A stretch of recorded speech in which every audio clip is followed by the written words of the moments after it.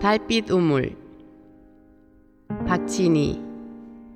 달빛이 유난히 밝은 밤이었습니다. 보름날이라 마을 사람들이 모여 잔치를 열었습니다. 잔치가 얼마나 흥겨웠던지 오랫동안 달빛에 여흥이 남아 있었습니다. 나는 쏟아지는 달빛을 바라보며 가만히 눈을 감았습니다.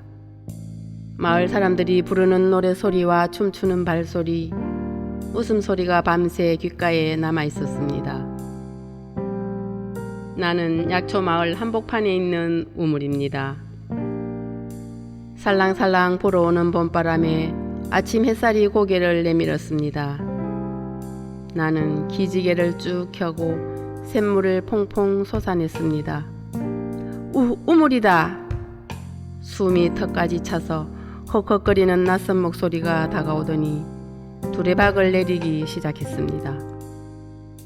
지름길이라 하여 산을 넘다가 하마터면 목숨을 잃을 뻔했어. 산길을 헤매다 물 한 모금 못 먹고 호랑이에게 쫓긴 게 뻔했습니다. 나는 두레박 가득 물을 담았습니다. 급하게 마시다가 살에라도 걸릴까 싶어서 하얀 꽃잎 하나를 띄워 두레박을 올려 보냈습니다. 벌컥벌컥 목으로 물 넘기는 소리가 바람처럼 시원했습니다. 캬, 물맛 좋다. 이제야 좀 살 것 같네. 다시 두레박을 내리는 선비의 얼굴이 홍시처럼 생기가 돌았습니다. 나는 이번에도 물을 가득 담아 주었습니다. 선비가 이번에는 뒤에 쓰러져 있던 말에게 물을 먹였습니다. 물을 받아 마신 말이 히힝 하고 소리를 내며 천천히 일어섰습니다. 나는 꼭 나한테 고맙다고 하는 것 같아서 기분이 좋았습니다. 거의 탈진한 우리를 이만큼 기운이 솟게 한 걸 보니 이 우물이 보통 우물은 아니군. 나는 왠지 기분이 우쭐해졌습니다. 약초마을 사람들은 나를 달빛 우물이라고 불렀습니다. 보름달이 뜬 다음 날 물맛이 가장 좋다며 아주 오래전부터 그렇게 부르고 있었습니다. 지난밤 보름달이 뜨고 잔치까지 했으니 물맛이 기가 막혔을 것입니다. 다음 날부터 이상한 일이 벌어지기 시작했습니다. 세상에 다 죽어가는 말이 살아났다지? 그렇다니까요. 분명히 이 우물에서 기른 물이라고 했어요. 그러더니 두레박이 급히 내려왔습니다. 나는 언제나처럼 정성껏 물을 담아 두레박을 올려 보냈습니다. 어머나, 정말 기운이 막 솟는 것 같아요. 잠시 뒤 또 다른 목소리들이 들렸습니다. 아니, 이 물을 먹고 지독한 곧불이 금방 나았다고? 곧불만이 아니고 폐병에 부스런 병까지 안 나은 병이 없답니다. 그렇다면 많이 길어가야지. 멀어서 자주 오기도 힘드니 말이요. 그렇게 10번이 넘게 두레박이 내려왔습니다. 그 뒤로도 몇 사람이 더 물을 길어가고 날이 어두워져서야 조용해졌습니다. 나는 어찌나 고단했던지 그대로 잠이 들어버리고 말았습니다. 얼마 지나지 않은 것 같은데 이런저런 소란스러움에 나는 부스스 눈을 떴습니다. 어슴풀에 푸른빛 하늘이 새벽이라고 기뜸해 주었습니다. 나는 약초 마을 사람들도 이렇게 일찍 정화수를 뜨러 오지는 않는데 도대체 무슨 일인가 싶었습니다. 서둘러요.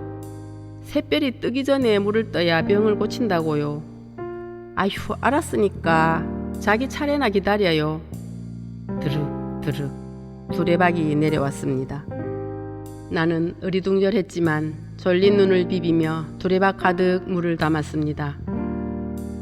그 뒤로는 매일매일 온종일 두레박에 물을 담는 날이 계속되었습니다. 어떤 날은 밤이 새도록 물을 깃는 바람에 잠 한숨 제대로 못 잤습니다. 이러다가는 내 안에 있는 물이 모두 말라버릴지도 모른다고 생각했습니다. 어느 밤 약초 마을 사람들이 모여들기 시작했습니다. 한 달에 한 번 보름달이 뜨는 날 열리는 보름 잔칫날도 아니었습니다. 나는 무슨 일인가 싶어서 샘을 맞고 귀를 기울였습니다. 그러니까 이물을 길어서 돈을 받고 팔자는 말이지요. 그렇지. 그럼 힘들게 약초를 캘 필요도 없다고. 좋은 생각이에요.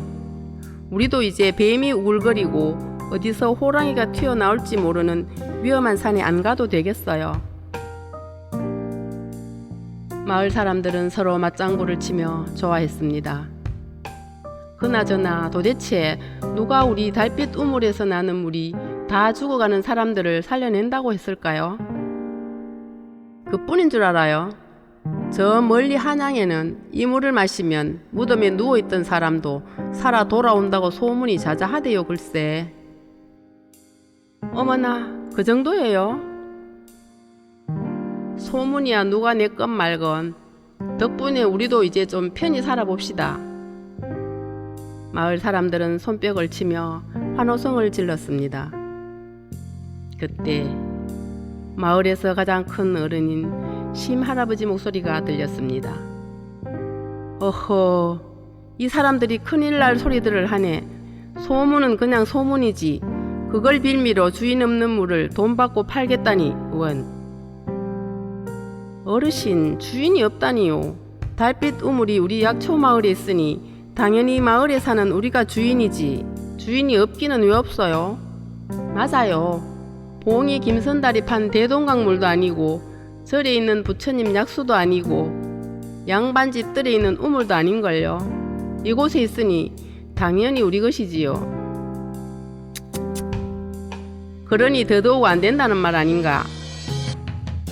어느 마을에나 있는 우물일 뿐인 것을 속에서 팔자니 대체 세상 어느 곳에서 마을 우물을 길어 돈을 받고 판다고 하던가. 심할아버지 목소리가 커지자 다른 사람들도 고함을 지르기 시작했습니다. 속이기는 누가 속여요? 달빛 우물이 보통 우물인가요? 아픈 사람이 벌떡벌떡 일어나고 죽은 사람도 살린다잖아요. 그런 터무니없는 소문은 금방 사라져버릴 텐데 그때는 다들 어쩌려고 그러는가. 우리가 약초나 삼을 캐지 않고 엉터리 물을 속여서 팔면 몸이 아파서 진짜로 약초가 필요한 사람들은 어쩌겠는가. 잠시 조용해지더니 다시 심할아버지 목소리가 들렸습니다. 우리는 누구보다도 이 달빛 우물에서 나오는 물이 그런 신비한 물이 아니라는 걸 잘 알고들 있지 않은가. 어르신, 지금까지는 그랬는데 이제는 아니라니까요. 매일 물길을 오는 사람들은 그럼 다 바보 천치예요? 다 효험이 있으니까 오는 거 아니겠어요? 마을 사람들이 웅성거리며 그렇다고 맞장구를 쳤습니다. 어허, 이 사람들이 바다는 메워도 사람 욕심은 못 채운다더니. 어휴, 어르신, 그런 답답한 소리 좀 그만하세요. 약초 마을 사람들이 내 앞에서 이렇게 큰 소리를 내며 다투기는 처음이었습니다. 보름달이 뜨면 이곳에 와서 음식을 나눠 먹으며 춤추고 노래하고 또 맛있고 좋은 물이 계속 나올 수 있도록 나를 위해 기도해 주던 사람들이었는데 나는 내가 무엇을 잘못했나 싶은 생각에 눈물이 날 것만 같았습니다. 며칠 뒤 커다란 나무 뚜껑이 내 입구를 막았습니다. 철컥 자물쇠가 걸리는 소리도 났습니다. 나는 상쾌한 산들바람을 만날 수 없게 되었습니다. 파란 하늘, 작은 별, 보름달도 품을 수 없었습니다. 무엇보다 행복하게 웃던 약초 마을 사람들 웃음소리가 더는 들리지 않았습니다. 뚜껑이 열리고 두레박이 내려오고 올라갈 때 들리는 소리는 새치기 하지 마라, 돈을 더 내라, 조금 더 달라, 안 된다라는 짜증 섞인 말소리와 쨍그랑 쨍그랑 챙챙 동전소리뿐이었습니다. 간간히 심할아버지의 한숨소리도 들렸습니다. 나는 모든 것이 그리웠지만 꾹 참으며 내려오는 두레박에 정성껏 물을 담았습니다. 사람들 말처럼 내 물을 마시고 병이 고쳐지고 죽은 사람이 살아나길 바랐습니다. 나는 점점 말라가고 있었습니다. 지난번 잠시 막았던 샘이 그대로 막혀버렸는지 그날 이후로 샘물이 힘을 잃고 물줄기가 약해졌습니다. 나는 기진맥진한 채로 간신히 버티고 있었습니다. 그날도 어김없이 뚜껑이 열리고 두레박이 내려오고 있었습니다.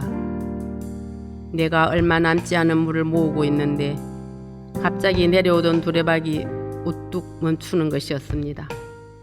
낯선 목소리들이 웅웅 울리기 시작했습니다. 다 거짓말이라니까. 맞아요. 헛소문이었어요. 헛소문. 병을 고치기는 개뿔. 오히려 이 물 마시고 다들 배앓이만 했다고 하던걸. 그런 줄도 모르고 비싼 물값을 내고 사갔으니 다 물어내라고요. 물어내. 이번에는 익숙한 마을 사람들이 소리를 질렀습니다. 뭐야?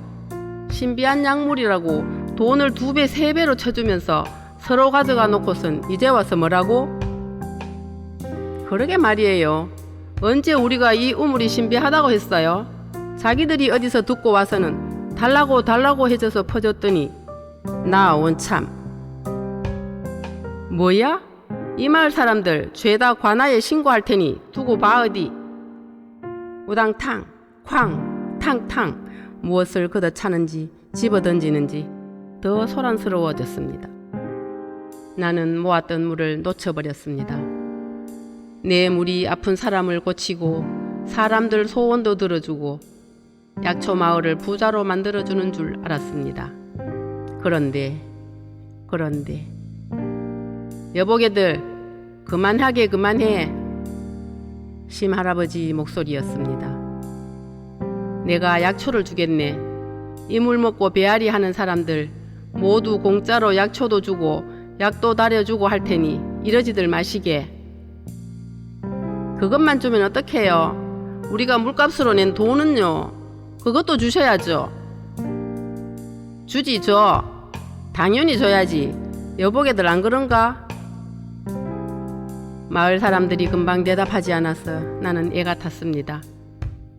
아니 뭐 진짜로 이 물을 먹고 그런 거라면. 쭈뼛쭈뼛하는 마을 사람들 목소리를 심할아버지 웃음소리가 덮었습니다.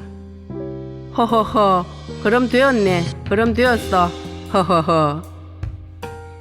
그 뒤로 헛소문을 퍼뜨린 사람이 관아에 끌려가서 곤장을 맞았다고도 하고 물값으로 받은 돈이 없어져서 귀한 산삼으로 대신 주었다고도 하고 가끔은 진짜로 병이 나았다고 다시 물을 기르러 오는 사람도 있었습니다. 나는 또 확실하지도 않은 엉뚱한 소문이 날까봐 사람들이 물을 기르며 수군대는 소리를 밖으로 내보내지 않았습니다. 다만 확실한 것은 심할아버지가 만든 약초 꾸러미가 배앓이뿐만 아니라 곧불에도 부스런 병에도 효험이 아주 좋아서 멀리 한양에서도 이곳에 약초를 구하러 온다는 사실이었습니다. 그래서 마을 사람들은 예전보다 더 부지런히 약초를 캐러 다닌다고 했습니다. 나도 새로운 샘이 솟아나서 예전처럼 하늘과 바람과 별을 가득 담아 더 맑은 물을 가득 채우고 있습니다. 오늘은 오랜만에 마을 사람들이 흥에 겨웠습니다. 노래소리도 크고 춤추는 발소리는 예전보다 더 경쾌해졌습니다. 자, 그럼 우리 달빛 우물이 영원히 마르지 않기를 위하여. 둥근 보름달이 내 품에 쏙 들어왔습니다.